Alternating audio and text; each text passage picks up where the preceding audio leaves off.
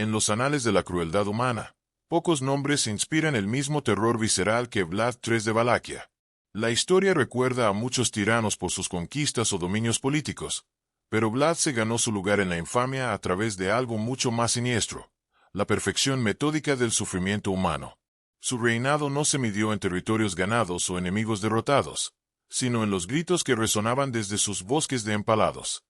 Esto nos lleva a la pregunta central que impulsa su historia. ¿Qué impulsó a un hombre a tales extremos? ¿Fue locura, una estrategia calculada, o algo aún más oscuro? La verdad yace sepultada bajo siglos de leyenda y propaganda, donde la línea entre monstruo y protector se vuelve irremediablemente borrosa. Esta no es meramente la historia de un gobernante cruel, sino una exploración de cómo el poder, cuando no es controlado por la conciencia, puede transformar a un ser humano en algo mucho peor que cualquier monstruo de ficción. Para comprender la crueldad de Vlad, primero debemos entender su mundo, un reino donde la supervivencia exigía brutalidad y donde los débiles eran consumidos por fuerzas más allá de su comprensión. Sin embargo, incluso para los estándares de su tiempo, los métodos de Vlad no tenían precedentes en su creatividad y horror calculado. Su legado eventualmente inspiraría al vampiro más famoso de la literatura, pero el verdadero Vlad Drácula era mucho más aterrador que cualquier creación ficticia.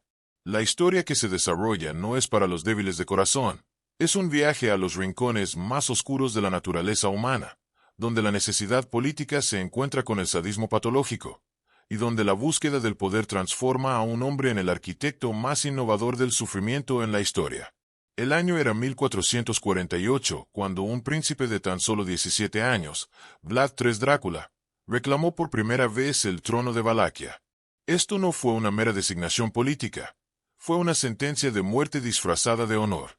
Valaquia existía como un estado tapón, atrapada entre el implacable avance del Imperio Otomano y el Reino de Hungría. Su precaria independencia la obligaba constantemente a elegir bando en conflictos que determinarían el destino de Europa del Este. Los gobernantes anteriores habían aprendido una dura lección: la neutralidad era imposible. La supervivencia exigía elegir al aliado más fuerte y esperar que cumplieran sus promesas. Vlad III Drácula, cuyo apellido significaba hijo del dragón, heredó esta posición imposible de su padre, Vlad II Dracul, quien también había luchado por mantener la independencia de Valaquia. El joven príncipe había pasado sus años formativos como rehén en la corte otomana, una práctica común para asegurar la lealtad de los estados vasallos. Allí, entre los turcos, fue testigo de primera mano de los métodos del control imperial, rápidos, brutales y absolutamente decisivos. El Imperio Otomano no gobernaba por amor o respeto, sino por la certeza de que la desobediencia significaba la muerte. Durante su cautiverio, Vlad observó cómo los otomanos usaban el miedo como herramienta de gobierno. Las ejecuciones públicas no eran simplemente justicia, eran teatro diseñado para doblegar la voluntad de posibles rebeldes. El joven príncipe aprendió que la misericordia a menudo se interpretaba como debilidad y que, a veces, la forma más efectiva de prevenir un mayor derramamiento de sangre era cometer actos tan terribles que nadie se atrevería a desafiar tu autoridad de nuevo. Estas lecciones se manifestarían más tarde de maneras que sorprenderían incluso a sus maestros otomanos. El panorama político de la Europa del siglo XV era un tablero de ajedrez donde las vidas humanas eran piezas prescindibles.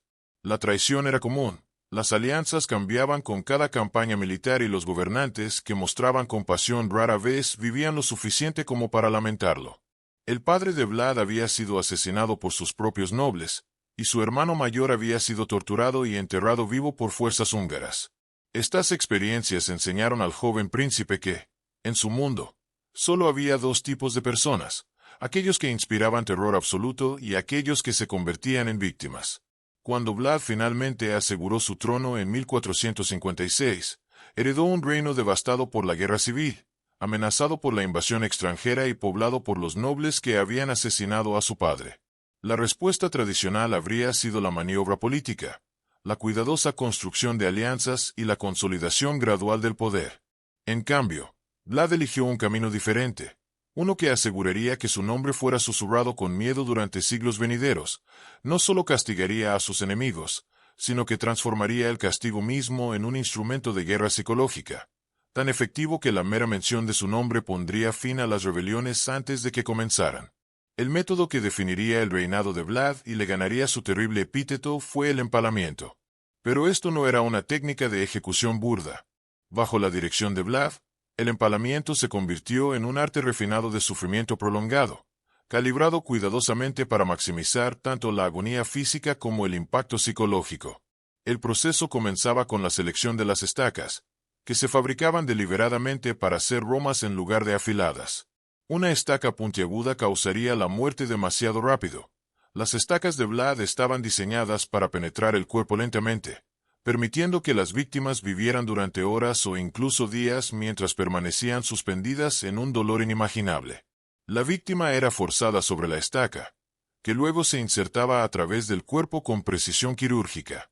El método más común implicaba la penetración a través del recto, con la estaca cuidadosamente guiada para evitar órganos vitales durante su paso inicial.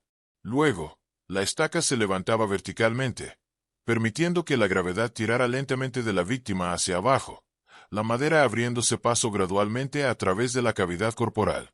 La muerte llegaría finalmente por pérdida de sangre, insuficiencia orgánica o shock, pero no antes de horas de sufrimiento consciente que podían escucharse a grandes distancias. Los verdugos de Vlad se convirtieron en maestros de su oficio, capaces de colocar las estacas para que emergieran de diferentes partes del cuerpo, a veces por el pecho, a veces por la boca, ocasionalmente por el hombro o la espalda.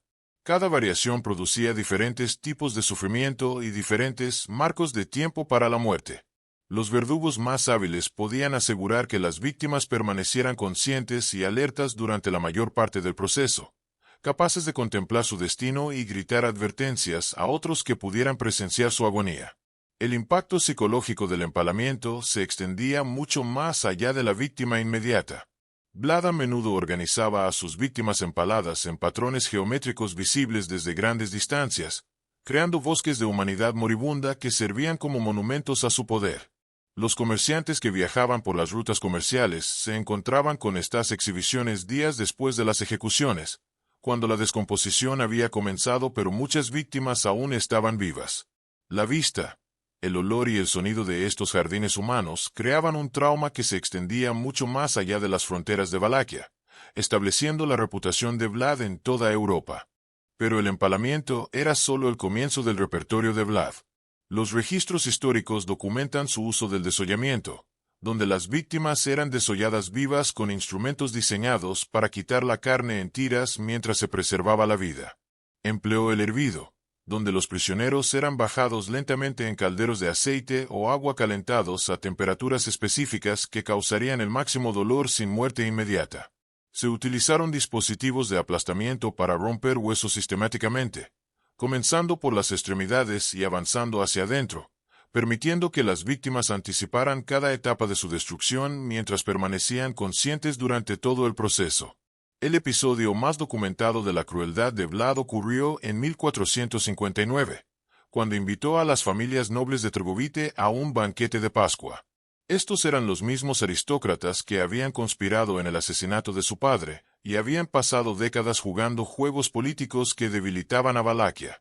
La invitación de Vlad parecía ser un gesto de reconciliación, un nuevo gobernante que buscaba hacer las paces con el orden establecido. Los nobles llegaron con sus mejores ropas, trayendo a sus familias y esperando una celebración que marcaría el comienzo de una nueva era de cooperación. Durante el festín, mientras el vino fluía y las conversaciones se volvían joviales, Vlad se puso de pie para dirigirse a sus invitados. Habló elocuentemente sobre el perdón, la unidad y el futuro de Valaquia. Luego, a una señal predeterminada, sus guardias sellaron las puertas y comenzaron el arresto de cada persona en el salón. Los nobles ancianos fueron empalados inmediatamente, sus muertes sirviendo como un calentamiento para los castigos más elaborados que siguieron. Los nobles más jóvenes y sus familias fueron obligados a marchar al castillo Drácula, donde pasarían el resto de sus vidas como esclavos construyendo la fortaleza que se convertiría en el principal bastión de Vlad. Los relatos contemporáneos describen cómo Vlad supervisó personalmente el empalamiento de los nobles ancianos, ajustando el ángulo y la posición de las estacas para asegurar un sufrimiento óptimo. Según se informa, cenó entre los moribundos, comentando sus expresiones y bromeando sobre sus circunstancias reducidas. Testigos señalaron que parecía obtener un placer genuino de su agonía, pausando ocasionalmente su comida para ofrecer palabras burlonamente compasivas a sus víctimas o para criticar la técnica de sus verdugos. La marcha forzada al castillo Drácula se convirtió en su propia forma de tortura. Las familias nobles que habían vivido vidas de lujo fueron conducidas por puertos de montaña con sus ropas de fiesta, obligadas a trabajar sin descanso hasta que colapsaban de agotamiento. Muchos murieron durante la construcción del castillo. Sus cuerpos fueron incorporados a los cimientos como un gesto simbólico. Quienes sobrevivieron a la construcción inicial fueron mantenidos como prisioneros permanentes, sus títulos nobiliarios convirtiéndose en crueles bromas, mientras realizaban las labores más humildes bajo la constante amenaza de ser empalados. Este único evento eliminó a una generación entera de la nobleza valaca y envió un mensaje a toda la región. Las protecciones políticas tradicionales ya no existían bajo el gobierno de Vlad. La historia se difundió rápidamente a través de canales diplomáticos, llegando a las cortes de Hungría, Polonia e incluso Europa Occidental. Los embajadores extranjeros comenzaron a acercarse a Valaquia con una cautela sin precedentes, conscientes de que la inmunidad diplomática podría no protegerlos de un gobernante que había demostrado una creatividad tan descarada para despreciar las costumbres establecidas y las jerarquías sociales. Comerciantes y diplomáticos extranjeros proporcionaron algunos de los relatos más detallados de los métodos de Vlad, ya que a menudo se les perdonaba la ejecución para que difundieran lo que habían presenciado. Un comerciante alemán llamado Jakob Rehm describió su llegada a Trgovite para encontrar la plaza central transformada en lo que llamó un bosque de los moribundos. Cientos de estacas habían sido dispuestas en círculos concéntricos, con víctimas en diversas etapas de descomposición y muerte. El olor era tan abrumador que los caballos se negaban a entrar en la ciudad, y el grupo de Rehm se vio obligado a realizar sus negocios respirando a través de telas empapadas en vino y hierbas. Se dice que el sultán Mehmed II, conquistador de Constantinopla y uno de los líderes militares más implacables de la historia, se retiró de una invasión de Valaquia después de encontrarse con un campo que contenía 20.000 prisioneros otomanos empalados. Se cuenta que el sultán, que había presenciado innumerables atrocidades durante sus campañas, comentó que no podía hacer la guerra contra un hombre que superaba al diablo mismo en crueldad. Esta retirada por parte de uno de los comandantes militares más temidos de Europa sirvió para realzar la reputación de Vlad y demostró que sus métodos eran efectivos incluso contra los guerreros más endurecidos.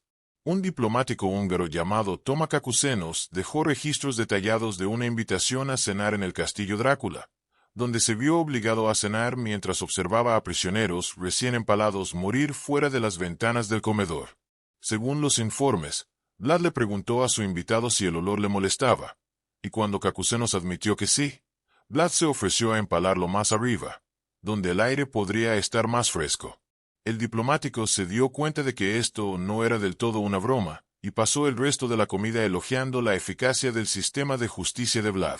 Quizás el relato más escalofriante proviene de un cronista sajón que describió el trato de Vlad a los soldados otomanos capturados. En lugar de simplemente ejecutarlos, Vlad seleccionaba a unos pocos para ser liberados ilesos, asegurándose de que regresarían a territorio otomano con relatos detallados de lo que habían presenciado. Estos supervivientes se convirtieron en embajadores involuntarios del terror, sus testimonios más efectivos que cualquier victoria militar para disuadir futuras invasiones. La guerra psicológica fue tan efectiva que algunos comandantes otomanos comenzaron a evitar por completo el territorio valaco, eligiendo rutas más largas que pasaban por alto el dominio de Vlad. La consistencia de estos relatos extranjeros, a pesar de provenir de diferentes periodos de tiempo y diversas procedencias culturales, sugiere que los informes sobre la crueldad de Vlad no eran meramente propaganda o leyendas exageradas.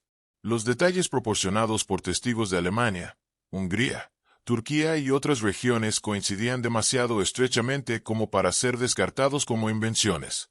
Estos hombres habían visto la guerra, las ejecuciones y la brutalidad casual común en su época. Sin embargo, todos describieron los métodos de Vlad como singularmente horripilantes, sugiriendo que su crueldad excedía incluso las brutales normas de la Europa del siglo XV. El reinado de terror de Vlad no fue una violencia aleatoria, sino un sistema calculado diseñado para lograr objetivos políticos específicos. Su crueldad sirvió para múltiples propósitos: eliminar la oposición interna, disuadir la invasión extranjera y establecer una reputación que haría innecesarios futuros conflictos. En una era donde la fuerza militar a menudo se determinaba por el tamaño de los ejércitos y la riqueza de los tesoros, Vlad descubrió que la reputación por sí sola podía ser más efectiva que el poder convencional. Sus métodos eran teatrales porque el teatro mismo era el arma. La naturaleza sistemática de la violencia de Vlad se hace evidente al examinar su trato a las diferentes clases sociales y grupos étnicos. Los boyardos que desafiaban su autoridad se enfrentaban a los castigos más elaborados, su sufrimiento diseñado para demostrar la futilidad de la oposición política. Los comerciantes extranjeros que engañaban o mostraban falta de respeto eran castigados de maneras que serían recordadas y reportadas a través de las redes comerciales de Europa del Este. Las minorías religiosas y los grupos étnicos percibidos como desleales se enfrentaban a castigos colectivos diseñados para asegurar el cumplimiento de la comunidad. El uso del empalamiento por parte de Vlad como método principal de ejecución fue particularmente estratégico. A diferencia de la horca o la decapitación, que eran rápidas y podían ser ignoradas por observadores distantes, el empalamiento creaba exhibiciones duraderas y visibles que servían como advertencias permanentes. Las víctimas permanecían visibles durante semanas, sus cuerpos en descomposición sirviendo como monumentos al poder de Vlad mucho después del castigo inicial. Los viajeros que encontraban estas exhibiciones días o semanas después llevarían el recuerdo por el resto de sus vidas, extendiendo la reputación de Vlad mucho más allá de las fronteras de su reino. El impacto económico de los métodos de Vlad fue sustancial e intencional. Al eliminar a los comerciantes corruptos mediante castigos espectaculares, redujo temporalmente la corrupción comercial y aumentó los ingresos fiscales. Al aterrorizar a los posibles rebeldes para someterlos, redujo los costos asociados con el mantenimiento de grandes ejércitos permanentes o la construcción de extensas fortificaciones.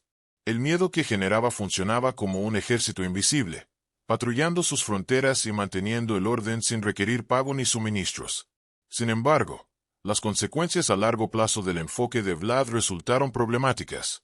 Si bien sus métodos fueron inicialmente efectivos para consolidar el poder y disuadir a los enemigos, también crearon un clima de paranoia que hizo que la gobernanza normal fuera casi imposible.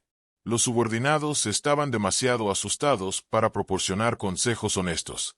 Los aliados permanecían poco confiables debido al miedo a una eventual traición, y la población en general vivía en constante ansiedad por los castigos arbitrarios. El sistema que le había otorgado a Vlad poder absoluto también lo aisló por completo, haciéndolo dependiente del miedo como su única herramienta de gobernanza. El incidente más notorio del reinado de Vlad ocurrió en 1462, cuando invitó a un grupo de embajadores otomanos a su corte bajo el pretexto de negociaciones diplomáticas. Estos no eran meros mensajeros, sino altos funcionarios que representaban al sultán Mehmed II, enviados para exigir mayores pagos de tributos y discutir los términos para la continuación del vasallaje de Valaquia. Los embajadores llegaron esperando los protocolos diplomáticos habituales, ceremonias formales, acuerdos negociados y la sutil danza de las relaciones internacionales que caracterizaba la diplomacia medieval. Cuando la delegación otomana se negó a quitarse los turbantes en presencia de Vlad, alegando obligaciones religiosas, Vlad pareció aceptar su explicación con gracia. Les dijo a los embajadores que, dado que sus turbantes eran tan importantes para ellos, se aseguraría de que nunca más tuvieran que quitárselos.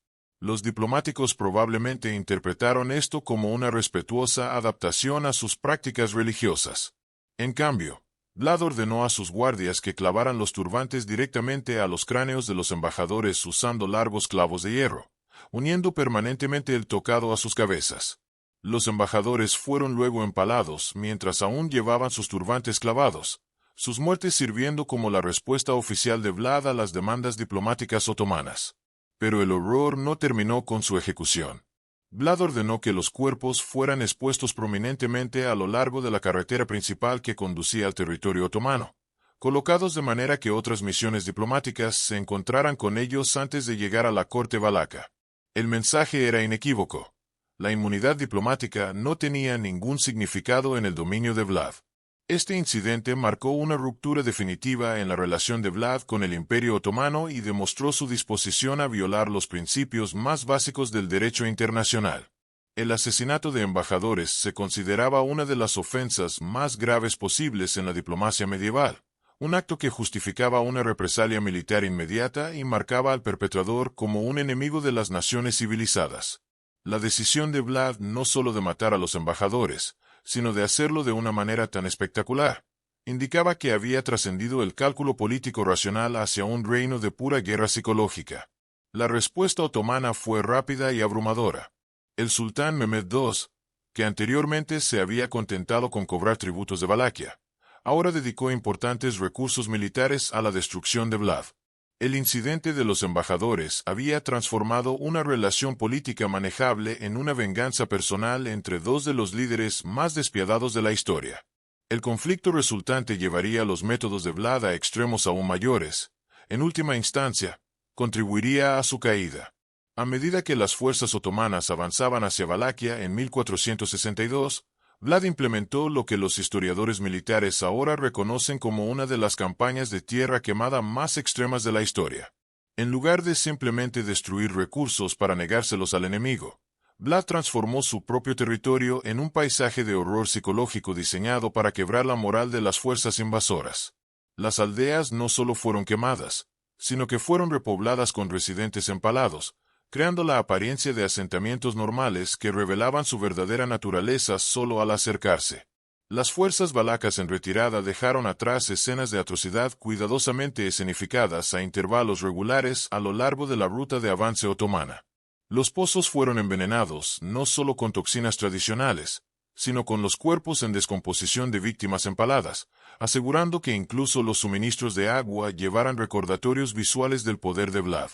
Los graneros se llenaron de cadáveres mutilados en lugar de grano, y lo que parecía ser suministros de alimentos desde la distancia se revelaba como elaboradas exhibiciones de restos humanos dispuestos para maximizar el impacto psicológico.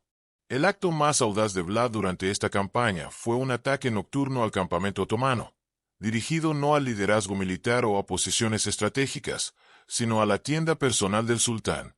El ataque no estaba diseñado para lograr la victoria militar.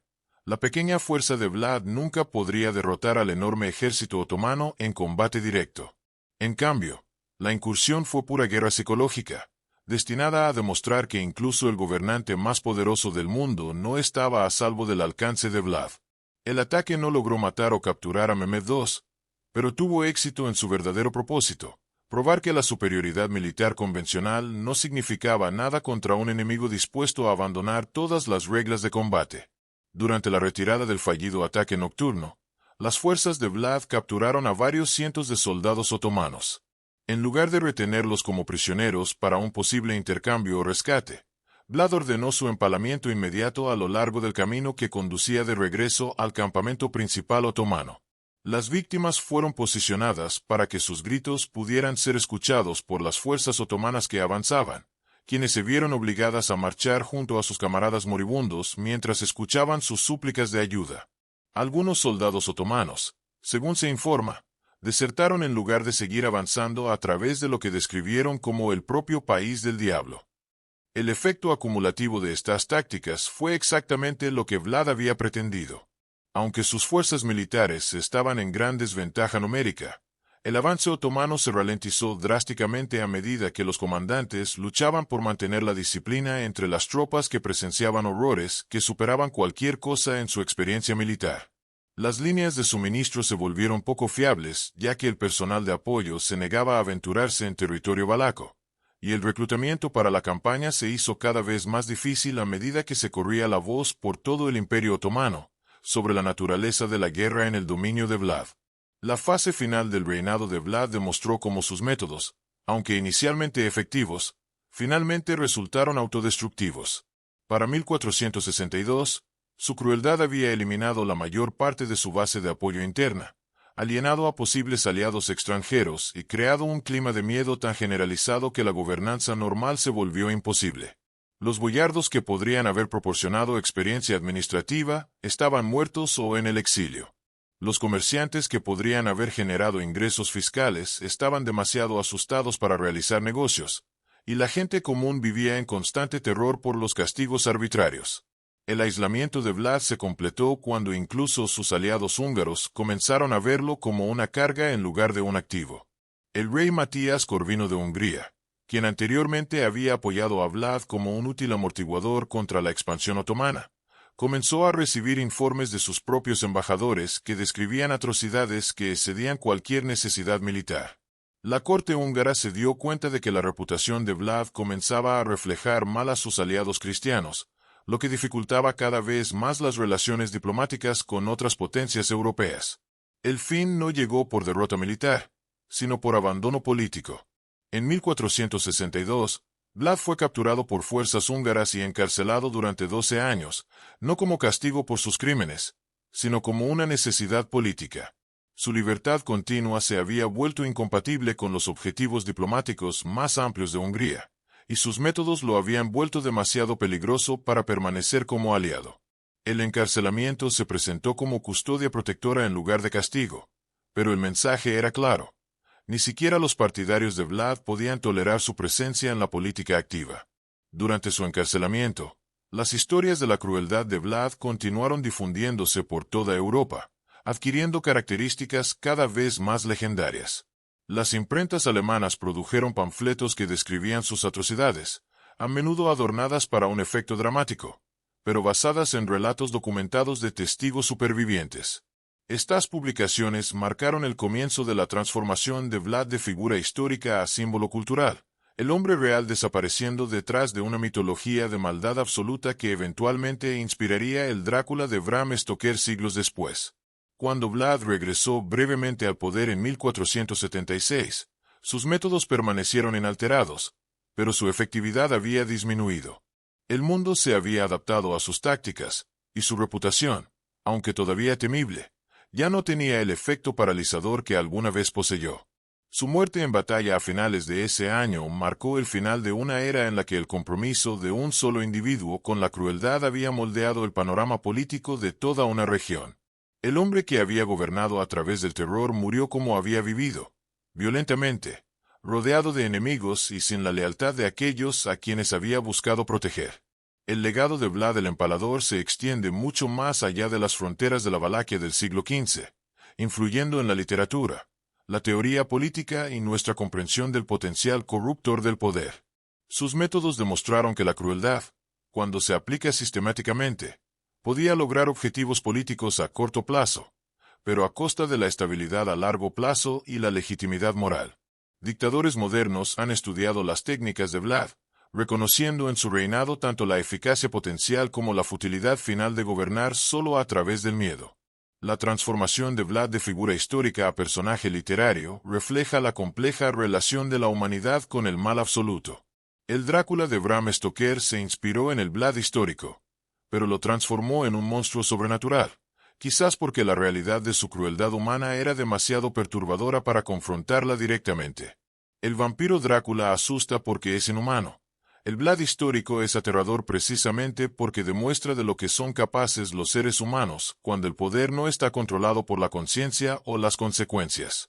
Estudios psicológicos del comportamiento documentado de Vlad sugieren una compleja interacción entre el cálculo estratégico y el sadismo patológico. Si bien muchas de sus acciones sirvieron a propósitos políticos claros, la naturaleza elaborada de sus torturas y su aparente disfrute personal del sufrimiento ajeno indican motivaciones que trascendieron la mera necesidad política. Su caso se ha convertido en objeto de estudio para investigadores que indagan en la psicología de la violencia política y las condiciones que transforman a actores racionales en agentes de crueldad sistemática. Los registros históricos del reinado de Vlad sirven como documentación de la capacidad de la humanidad tanto para infligir como para sobrevivir a un sufrimiento extremo. Los relatos dejados por los supervivientes ofrecen una visión de los mecanismos psicológicos que permiten a los individuos soportar torturas inimaginables. Al mismo tiempo, los testimonios de los testigos revelan cómo las comunidades se adaptan a vivir bajo la amenaza constante de la violencia arbitraria.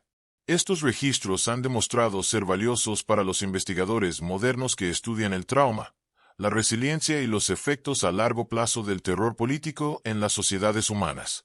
Quizás lo más significativo es que la historia de Vlad ilustra la paradoja de la crueldad efectiva. Si bien sus métodos lograron sus objetivos inmediatos de consolidar el poder y disuadir a los enemigos, también crearon las condiciones que, en última instancia, llevaron a su caída. El miedo que lo hizo poderoso también lo aisló. La reputación que lo protegía también lo hizo políticamente tóxico.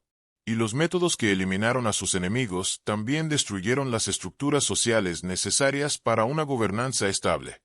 Su reinado sirve como un estudio de caso histórico sobre la naturaleza autolimitante del poder basado completamente en el miedo y las inevitables consecuencias de abandonar las restricciones morales en la búsqueda de objetivos políticos. Al examinar la vida y los métodos de Vlad el Empalador, nos enfrentamos a verdades incómodas sobre la naturaleza humana y la influencia corruptora del poder absoluto. Su historia nos obliga a considerar si la capacidad para una crueldad tan elaborada existe dentro de todos nosotros, esperando la combinación adecuada de circunstancias, oportunidad y justificación para surgir. El registro histórico sugiere que Vlad no nació monstruo, sino que fue moldeado por sus experiencias en algo monstruoso, planteando preguntas perturbadoras sobre la maleabilidad de la conciencia humana en condiciones extremas. La efectividad de los métodos de Vlad, incluso mientras nos estremecemos ante su brutalidad, desafía nuestras suposiciones sobre la moralidad y la necesidad política. Su reinado logró sus objetivos declarados, la oposición interna fue eliminada, las invasiones extranjeras fueron disuadidas y la estabilidad política se mantuvo durante más de una década. Sin embargo, el costo de este éxito no se midió solo en las vidas de sus víctimas, sino en la destrucción de los lazos sociales y los marcos morales que hacen posible la sociedad civilizada. Su legado nos pide que consideremos si algún objetivo político puede justificar la inflicción deliberada de tal sufrimiento y si el poder mantenido a través del miedo puede ser verdaderamente legítimo. La historia de Vlad el Empalador sirve como una advertencia sobre la fragilidad de las restricciones morales que separan la civilización de la barbarie. En nuestro mundo moderno, donde la tecnología ha hecho que tanto la vigilancia como la violencia sean más eficientes que nunca, sus métodos nos recuerdan que la capacidad para la crueldad sistemática permanece presente en las sociedades humanas. Las mismas habilidades organizativas, innovación tecnológica y perspicacia psicológica que aplicó a la tortura podrían adaptarse fácilmente para servir a propósitos similares en contextos contemporáneos. Quizás lo más inquietante es el reconocimiento de que la crueldad de Vlad no fue producto de la locura o la irracionalidad, sino de una evaluación lúcida de la realidad política. Sus métodos funcionaron porque comprendía la psicología humana mejor que sus contemporáneos, reconociendo que el miedo podía ser más efectivo que el afecto, que la reputación podía sustituir la fuerza militar y que la amenaza de un castigo extremo podía mantener el orden de manera más eficiente que sistemas legales complejos. Esta naturaleza calculada de su crueldad la hace más, y no menos, aterradora, ya que sugiere que tales métodos podrían ser elegidos deliberadamente por actores racionales que concluyen que los beneficios superan los costos morales. La fascinación duradera por la historia de Vlad, desde las crónicas medievales hasta las películas de terror modernas, refleja nuestra necesidad de lidiar con estas incómodas realidades sobre el poder, la violencia y la naturaleza humana. Al examinar su reinado en detalle, honramos la memoria de sus víctimas mientras aprendemos lecciones valiosas sobre las condiciones que permiten que tales figuras emerjan y la importancia de mantener los límites morales incluso frente a la necesidad política. Su historia nos recuerda que el precio de la civilización es la vigilancia eterna contra aquellos que intercambiarían la dignidad humana por la conveniencia política, y que la capacidad para un gran mal y una gran resistencia al mal reside dentro de nosotros.